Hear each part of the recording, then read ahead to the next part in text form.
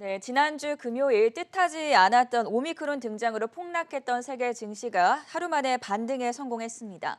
경기와 증시 그리고 주식 투자자분들 입장에서는 다행스러운 일이라는 생각이 드는데요. 하지만 불안감은 여전합니다. 월가에서는 오늘 상승을 두고 작년 3월 코로나 직후와 마찬가지로 데드캣 바운스 논쟁이 재현되고 있습니다. 오늘 이 사안에 대해서 자세하게 짚어보도록 하죠. 한국경제신문의 한상춘 논설위원 모셨습니다. 어서 오세요. 네, 안녕하십니까? 어제 이 시간을 통해서 지금의 장세에 대해서 부화 뇌동할 필요는 없다, 하지 말아야 된다라고 진단을 해주셨는데 오늘 뉴욕 증시 반등에 성공하지 않았습니까? 네, 오늘 좀 여유를 찾았기 때문에 네. 요새 젊은 사람들이 튀는다, 특히 유튜브 방송이라든가 해서 튀는 게 이제 되는데요. 이 튀는 게 쏠림이 아닌가 이런 생각이 예. 듭니다. 네, 오늘 월가에서 가장 관심이 되는 것이 이번 주말에 오페크 플러스 정상회담을 앞두고 바이든과 오페크 회원국 간의 원유 전쟁이 일어날 조짐을 보이고 있었는데요. 이 문제도 이제 진단해 드렸는데요. 오늘 JP모건에서 내년도에 국제유가가 150달러 갈 것이다 하는. 근데 JP모건이 굉장히 튀는 것 같아요. 네. 왜냐하면 JP모건 회장의 나이먼 회장이 비트코인이 제로로 갈 것이다 하는 측면에서 그랬었죠. 지금 6만 달러 선에 바짝 다가서는 모습이고요. 그리고 이번 같은 경우에 국제유가도 사실 바이든 대통령 입장에서는 유가가 좀 많이 떨어졌으면 바랬는데요. 지금 오페크 플러스 국가들이 증산뿐만 아니라 중산은 좀 어렵고 감산까지 될 수 있다는 시각에서 한 150달러 가면 세계 경제가 스태그플레이션 처할 거로 보이는데요. 이렇게 튀는 게 굉장히 아주 올해 한 해도 예측을 하면서 하나의 눈에 이렇게 띄는 대목이 아닌가 생각하는데요. 왜 이 얘기를 하냐면 오미크론으로 이렇게 발생으로 인해서 우리가 부안해동하지 말자. 내 재산은 정부도 믿을 수 없고 그렇기 때문에 내 스스로 지켜야 된다는 이런 말씀을 드렸었는데요. 오늘 바로 그와 같은 현상이 나타났다 이렇게 보겠습니다. 일단은 아까 우리 캐서분께서 전해주신 것은 이렇게 미국 3대 지수가 유럽에 이어서 올랐죠. 대체로 이렇게 올라서 일단 하루 만에 반등에 성공하는 모습을 보이는데요. 여러 가지 얘기가 있습니다. 오미크론에 대해서 바이든 대통령은 될 수 있는 대로 지금은 경제 봉쇄 조치를 하지 않으려 그러죠. 왜냐하면 내년 1월 20일 날 취임을 앞두고 국민의 지도가 떨어진 상태에서 이게 봉쇄 조치를 할 때는 경기마다 추력하기 때문에 사실 코로나에 대해서 어느 정도 극복했다는 이런 게서 트럼프의 입장에서 바이든은 넘어간 상태거든요. 네. 근데 재봉쇄에서 떨어지면 사실 바이든 입장에서는 굉장히 위급한 상황이 되기 때문에 지금 이 판단조차도 굉장히 성급하지 않겠느냐. 아직까지 오미크론에 대해서 실체가 정확히 드러나지 않은 상태에서 바이든 대통령이 성급하게 재봉쇄 조치를 하지 않겠다 하는 입장도 미국 내에서는 지금 국민보건적인 측면에서는 굉장히 논란이 있습니다.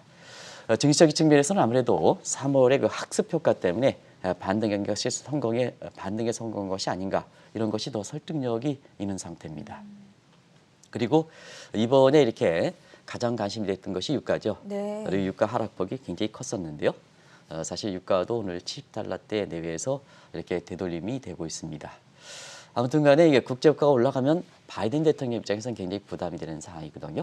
그래서 이번 주말에 오펙 플러스 이렇게 정상회담의 결과에 대해서 굉장히 주목되는 상황이다 이렇게 보겠습니다.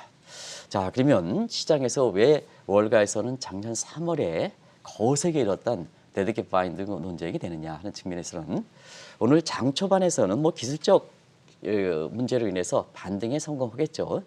그런데 장 후반에는 아마 일정 그래프를 한번 지수를 한번 보여주실지 모르겠습니다만 장 후반에는 상승세가 굉장히 둔화됐습니다. 장 막판에는 하락세로 돌아섰습니다.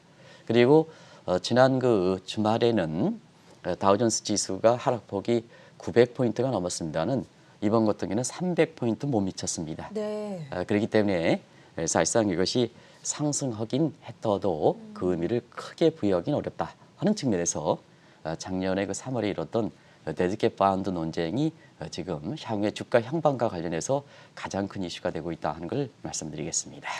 방금도 말씀을 해주셨지만 이번에 반등의 성격을 저희가 알아보기 위해서는 작년 3월 직후에 거론이 됐었던 데드캣 바운스 현상 다시 한번 짚어볼 필요가 있겠죠. 네, 아마 이 대목이 가장 큰 지금 그 주식자 입장에서는 오늘 반등의 성격을 놓고 굉장히 관심 있지 않겠느냐 하는 네. 생각이 드는데요. 작년 3월 중순 이후에 미국의 그 임시 회의를 통해서 무제한 통화 공급을 한 이후에 미국 증시가 반등에 이렇게 성공하는 모습을 두고 그때 이 반등이 지속될 것이냐 아니면 추가적으로 하락할 수 있는 데드캣 바운드냐 하는 논쟁이 있었습니다. 바로 지금 한 1년 한 8개월 만에 다시 재현되는 것보다 보니까 이 문제에 대해서 시청자분의 이렇게 이해를 돕기 위해서 그때 당시의 상황을 한번 보겠습니다. 아무래도 이제 이번에 사실 오미크론이 나오고 나서 CNN, FOMC 지수라든가 빅스 같은 공포 지수 얘기가 많이 나왔을 겁니다. 그런 과정에서 시장 프레어의 지표에 해당되는 이렇게 그 CNN, FOMC 지수 보면 3월 18일 2였습니다. 근데 25일서부터 이게 데드캣 바운드 논쟁이 많이 있었는데요. 그때 13 정도 올라갔습니다. 그리고 3월 26일이 17 정도 올라갔습니다. 그런 측면에서 나중에 지금 상황을 좀 비교해 드릴게요. 공포지수가 이렇게 아주 극한상에 떨어져서 조금 숨통이 튀었다. 다른 빅스 지수도 마찬가지 움직임을 보였다 이렇게 됐습니다. 그리고 그때 당시는 달러 인덱스가 굉장히 중요한 사항이었었는데요. 돈을 쏟아붓다 보니까 달러 가치가 떨어졌죠. 그래서 달러 유동성이 경색이 되면서 달러 인덱스가 103레벨에서 100레벨대로 이렇게 떨어졌습니다. 그리고 원달러 환율도 3월 중순에 1280원대 85원에서 일부 이렇게 금융사회 회장이 기축통화뿐이 갈 곳이 없다. 이렇게 하지만 이 방송을 통해서는 달러만 하지 마라. 달러만 투자하지 마라. 이런 쪽도 말씀드렸습니다. 그래서 3월 중순에 1285원에서 1220원대로 굉장히 빠르게 떨어졌죠. 그만큼 원화 강세, 달러 가치 약세가 되겠죠. 그리고 안전자산은 혼조를 보였습니다. 금값은 하락하고 국채 가격은 올랐습니다. 여전히 불안감이 있다는 얘기죠. 그래서 지금 이제 이 상황을 두고 한번 보겠습니다. 자, 지금 CNN FI 지수를 아마 그래프가 준비가 됐을 겁니다. 그 그래프를 좀 잠시 보겠습니다. 전일에 그러니까 전일은 지난주 금요일이 되겠습니다. 네. 33레벨에서 43레벨 여전히 이렇게 여전히 공포 상태입니다. 그런데 많이 좀 올라왔죠. 그래서 이 추세는 수준 차이가 있지만 비슷한 움직임을 보였다. 근데 사실 달러 가치는 지난 주말에 이렇게 달러 인덱스가 96레벨 95선에서 지금 96레벨대로 다시 올라오고 있습니다. 그때 당시는 달러 가치가 떨어졌는데 지금은 올라오고 있습니다. 그리고 금값은 이번에 오늘 떨어졌을 겁니다. 근데 국채 가격은 그때 당시에 올랐는데 지금은 떨어졌습니다. 그런 상태거든요. 그래서 굉장히 그때 당시와는 상당히 다른 움직임을 보이고 있다. 같은 그 데드캣 바운스 논쟁이라 하더라도 다른 성격을 갖고 있다. 왜 그럴까 하는 측면에서는 그때 당시에는 3월 임시회의를 통해서 페드의 무제한 통화 공급이라는 슈퍼 부양책 때문에 그랬다. 근데 지금은 사실 시장 자율적으로 올라온 성격이 강하다. 그래서 시청자 여러분 지금은 정책 당국이라든가 이런 뜻은 테이퍼링이 되기 때문에 사실 정책적으로 다시 거꾸로진다면 재지원할 수 없는 상태이기 때문에 시장 스스로 지켜야 된다. 네. 시장 지수로 지켜야 된다.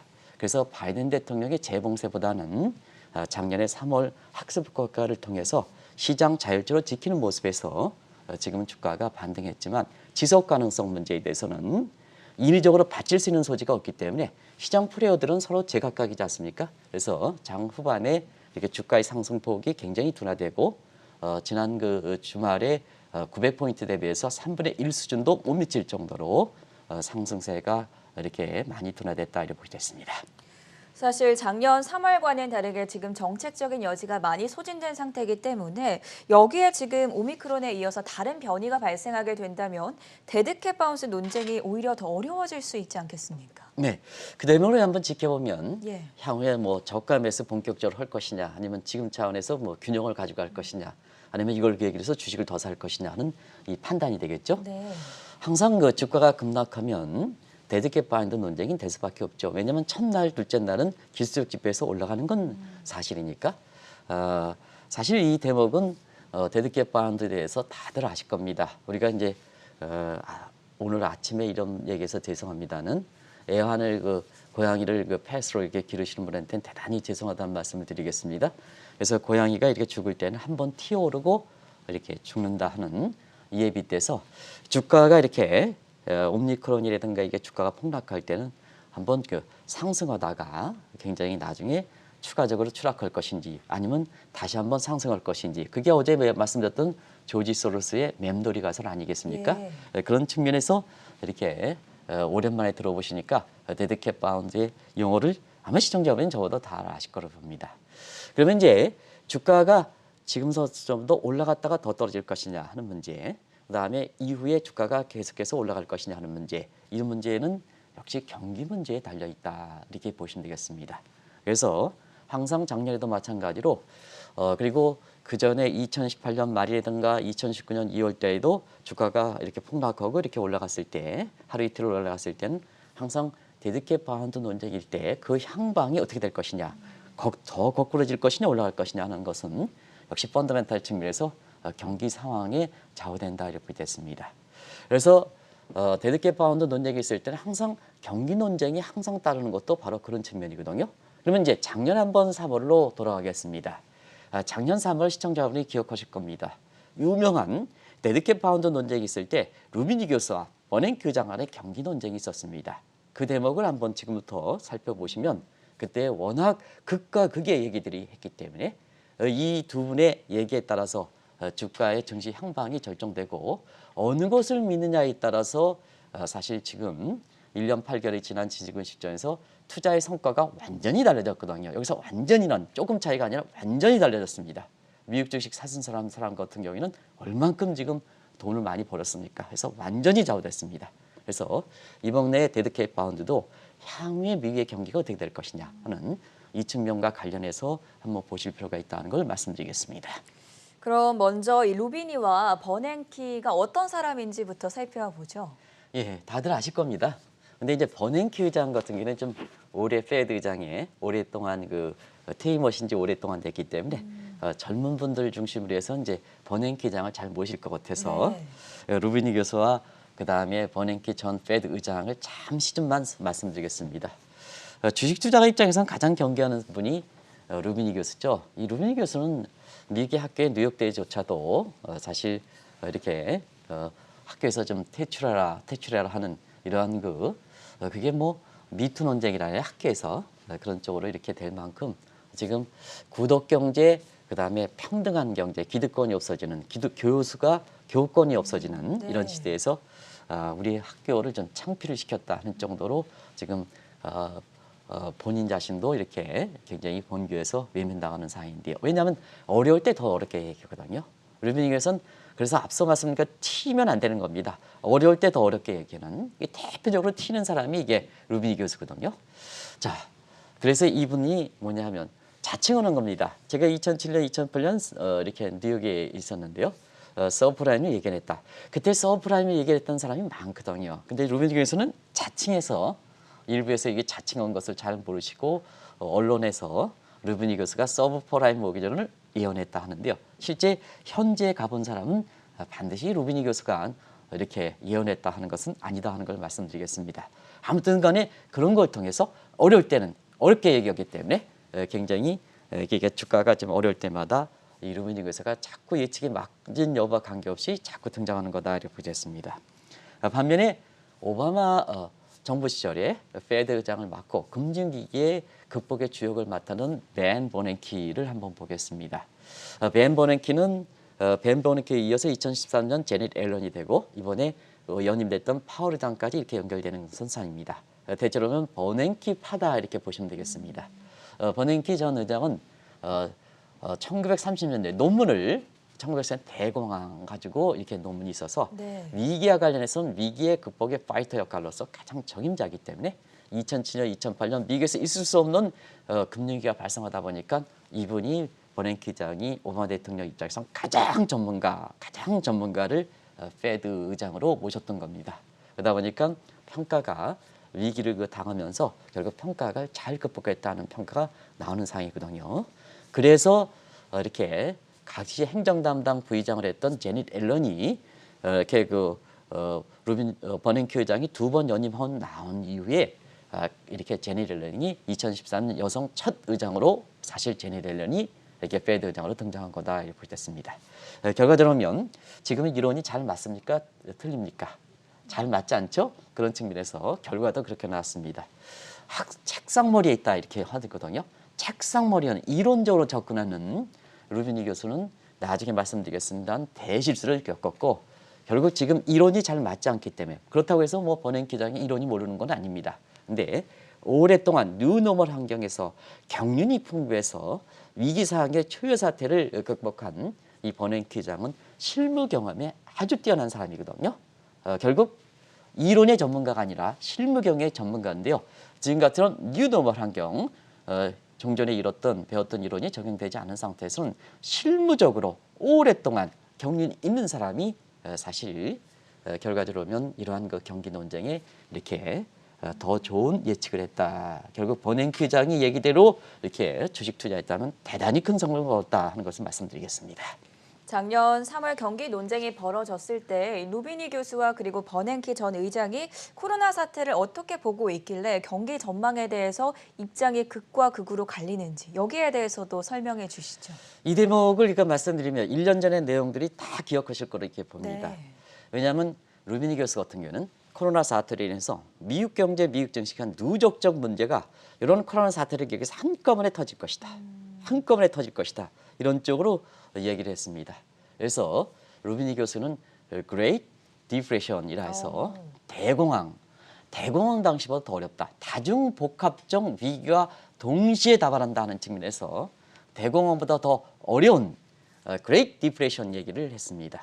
그게 바로 미국의 경기와 관련해서는 W장, L장도 아니고 이것도 W장, L장도 비관론인데요. 이거보다 더 어려운 I자형을 얘기했습니다. 시청자 여러분 기억나시죠? 수직 절벽형으로 떨어질 것이다 하는 이런 입장을 보였습니다.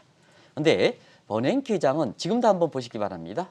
바이든 대통령이 재봉쇄를 하지 않겠다 하는 측면도 바로 그와 같은 맥락인데요. 버냉키 장은 자, 코로나 사태는 시스템의 문제는 아니다. 코로나 문제는 시스템. 이건 이제 루비니 교수 얘기고요. 지금 이제 버냉키 장으로 가겠습니다.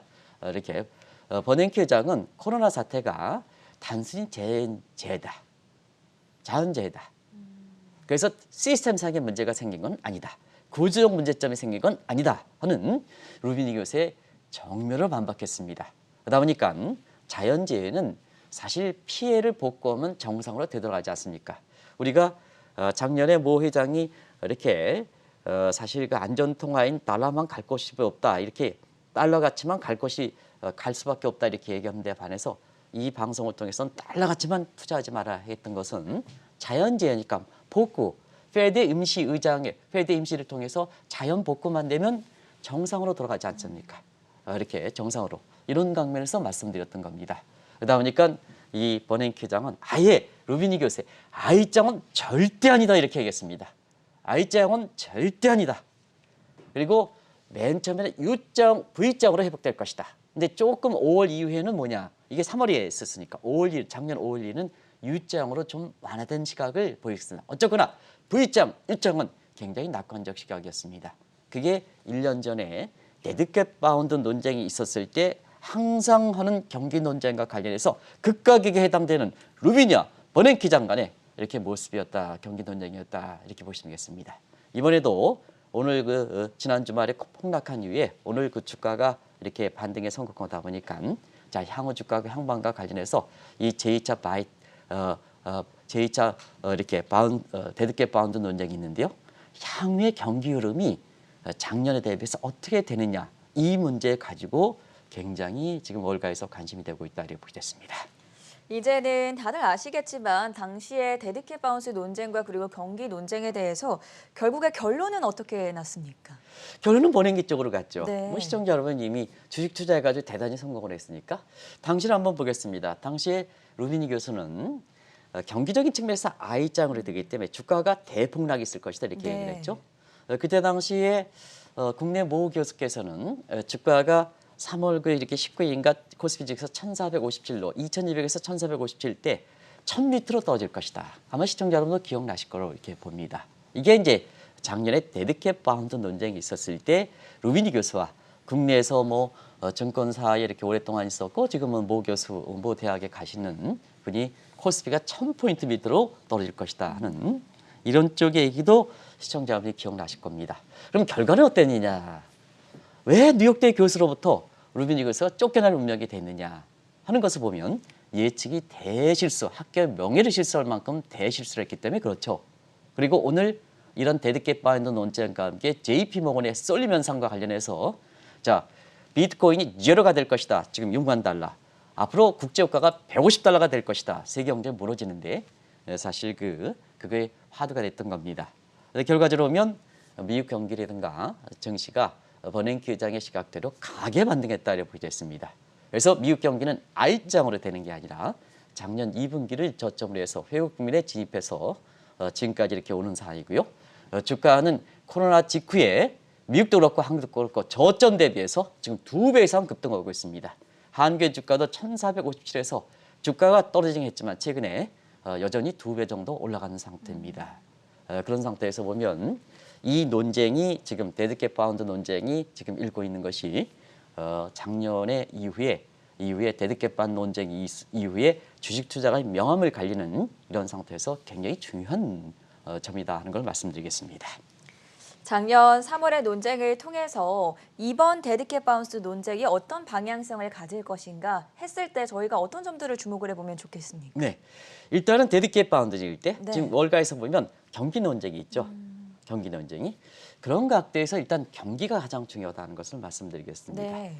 근데 이제 지금 이제 1년 3월 달에 데드캣 바운드 논쟁과 지금의 그 경기 논쟁은 좀 경기 시점이 좀 다소 다른 점이 있습니다.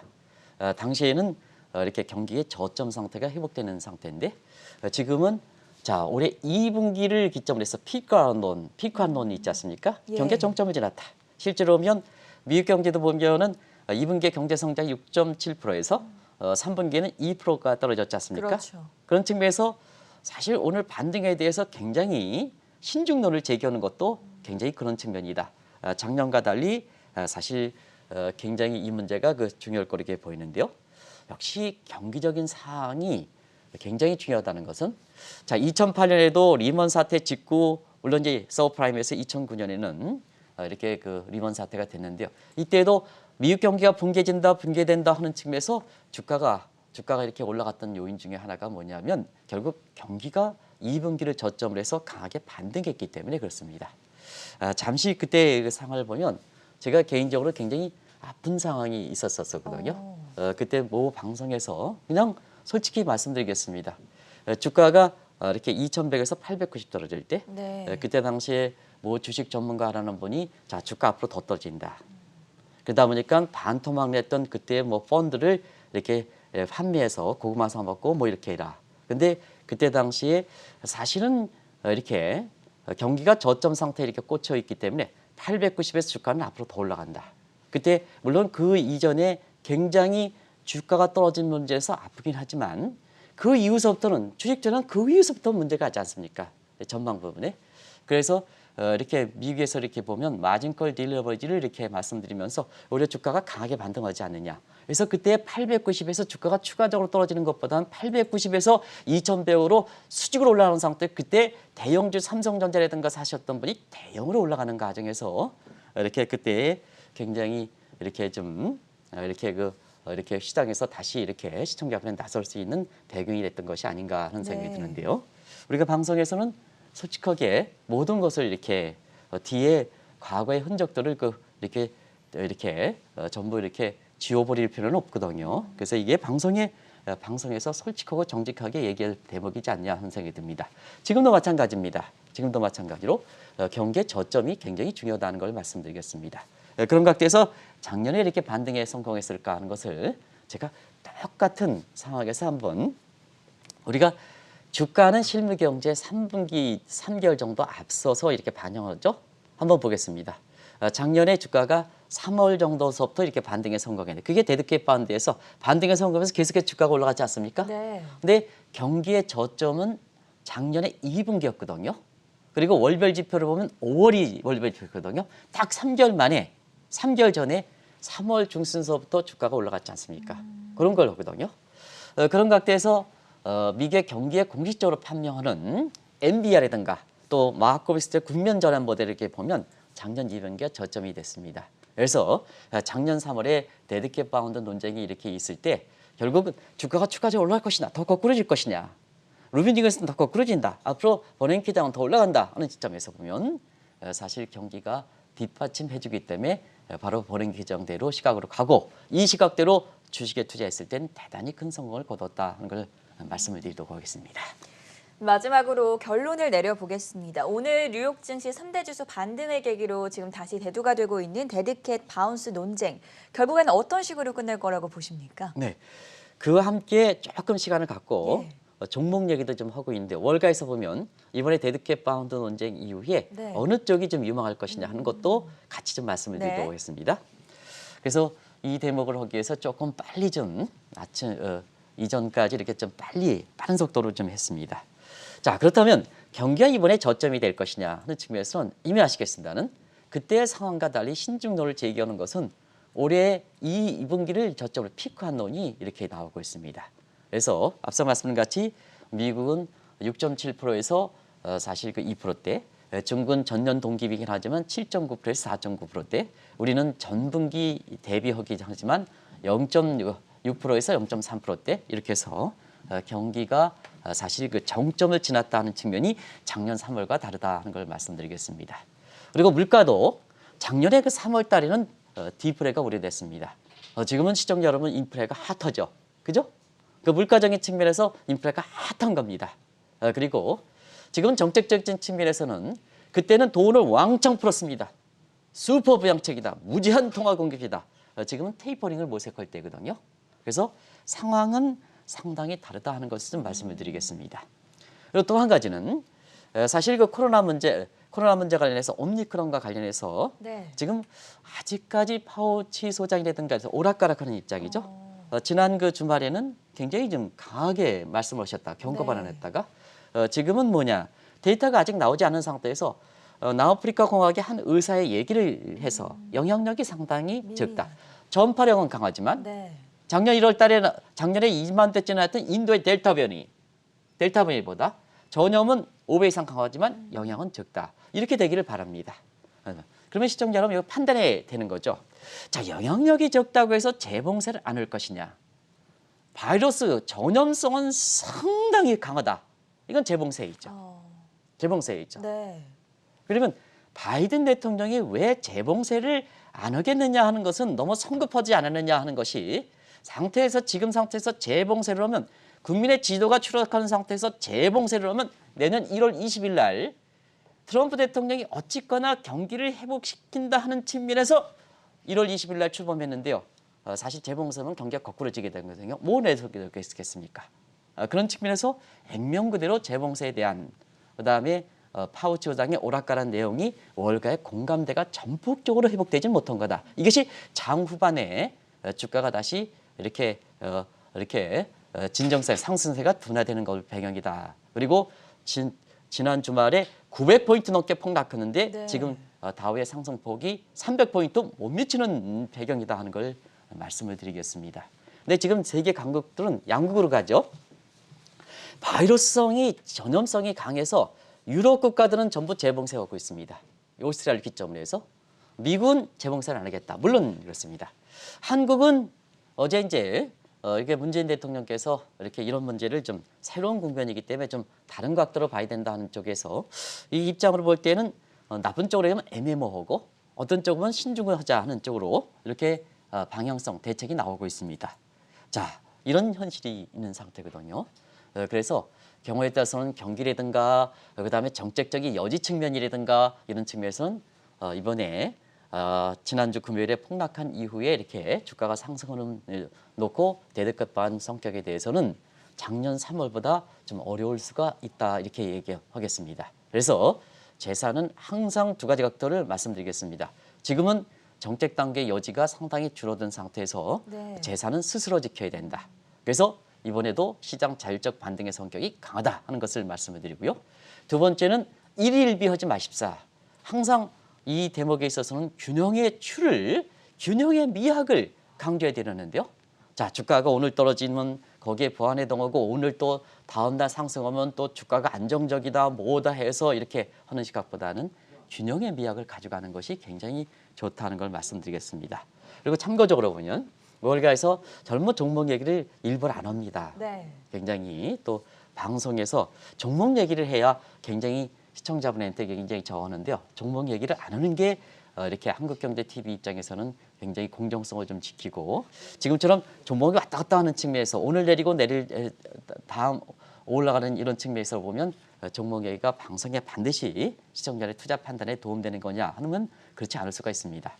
근데 그래서 개괄적인 업적으로 이렇게 보면 이번에 오미크론을 위해서 네. 일단은 변이가 델타로 끝날 것이다 하는 이렇게 옥스퍼드라든가 각종 바이러스 질병과 관련된 전문가들의 얘기가 틀렸다. 그러면 오미크론이 아무리 영향력이 적다 하더라도 다음에 변이가 안 나타나겠느냐? 변이 나타난다. 이 점을 좀 말씀을 드리려고 하겠습니다. 그래서 지금은 바이오 업종 중에 백신 개발하는 것보다는 이제 치료제 그 진단 그래서 우리나라도 이제 진단 키트와 관련해서 다시 좀 바이오 업종에서 좀 주가가 올라가는 걸 이렇게 알고 있는데요. 다시 진단 키트와 관련된 문제, 그다음에 사실상 그 이제는 먹는 치료제가 중요하다. 상시적인 바이러스이기 때문에 먹는 것만 있으면 심리적으로 안정시킨다 해서 백신보다는 치료제 쪽이 중요하다는 것을 말씀드리겠습니다. 그래서 모더나든가 이렇게 파이저 같은 거는 먹는 치료제 개발에 지금 전력을 기울이는 걸로 이렇게 알고 있습니다. 상시적인 바이러스에 있어서. 그리고 또 한 가지는 자 어차피 이번을 계기 위해서 재봉쇄든 아니면 봉쇄를 하지 않든 간에 디지털 컨텐츠 문제를 더 가져갈 거로 봅니다. 네. 이번을 계기로 해서 어쨌거나 재택근무의 추세는 더 강해질 거로 이렇게 보거든요.